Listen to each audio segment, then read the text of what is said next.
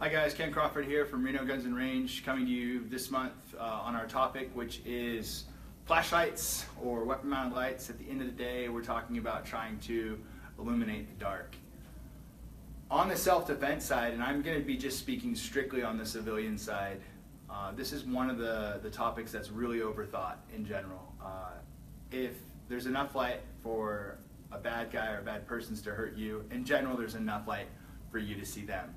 There are those moments in time though when we're at a parking garage that may be pretty dark or walking the dog at night, and that's where we do recommend, as part of our concealed carry system, a flashlight. And we recommend that mainly because the light is a tool of illumination, and that's specifically what I want to talk to you guys today about. And we talk about illumination, my recommendation when people come in is that they have enough light to find their keys on the ground. We're not looking at trying to light up a city block, and one of the reasons for that is we're trying to have a light that will maintain a long battery life. That's one of the things we look for. So when we're coming through here, this is like a little $10 light that I wouldn't recommend off of like Amazon or something like that. And the reason that I don't recommend them is what we found is that when these lights are just accidentally dropped, that they just don't work. So we kind of stay away from these. So I kind of put that back here. What we do carry in the store, these TriTac, these first tactical lights, are a good light at a great price point. There's other lights out there as well. These have a little thumb ring on them for retention, and a good friend of mine and peer, Barrett Kendrick, I'll give him a shout out, about 2 years ago got me into making sure that I have a lanyard on the flashlight. And that's because obviously you really don't want to drop your light when it's dark and potentially not being able to see what you're looking at. Also, what we look for on a flashlight is that it has a button at the back that can just be worked with either hand if need be, on off. This one is a light that I personally carry. I keep it on its lowest setting. Again, that's to save with battery, and it has 2 more settings that can get the light brighter up. As you can see over here, we do have, this is a blue gun and a weapon mounted light. I prefer and recommend people to run a handheld light on the civilian side, as that's how they light things up and they use their gun for a gun, and that we're not looking for our keys with our gun.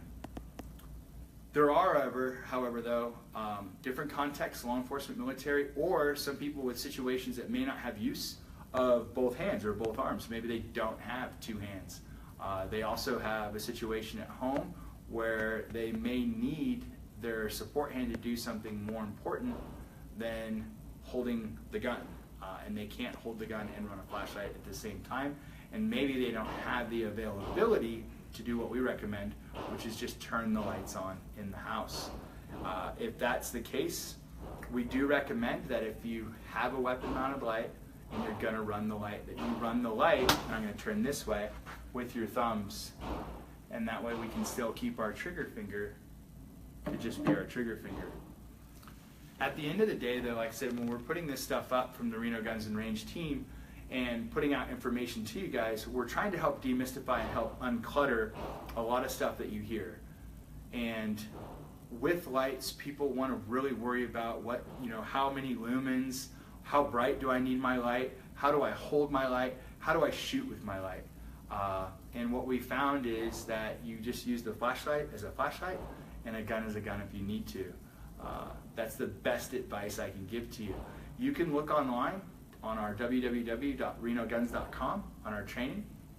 There will be coming up soon some low light workshops again, put on myself and some of the other instructors here, along with a lot of other workshops that you can see that are coming online soon, that are our home defense tactics class and our concealed carry tactics class, that really focuses on the live fire portion and our scenario-based training, so you can evaluate the tactics that you've learned in the fundamentals.